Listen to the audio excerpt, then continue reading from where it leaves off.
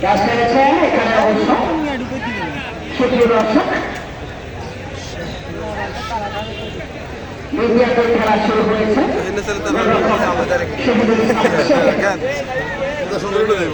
হরিশচৌধুরী বাজার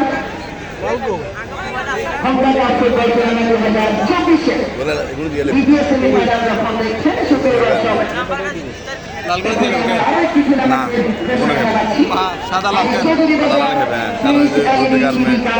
night short pitch cricket tournament 2024 শুরু হতে যাচ্ছে অতি শীঘ্রই।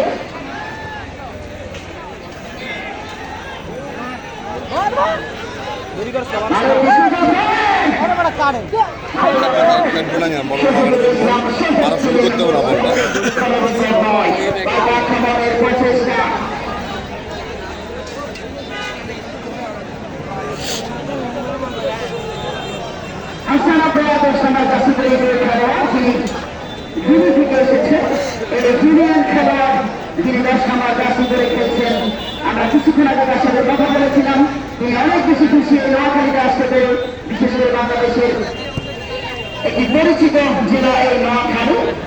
যে নোয়াখালী গল্প করা হয়তো বা শুনেছেন, তবে আজকে প্রথমবারের মতো এই জুনিয়র খেলোয়াড় হাসান আব্বাস নোয়াখালী এসেছেন, ক্লিয়ার করেছেন।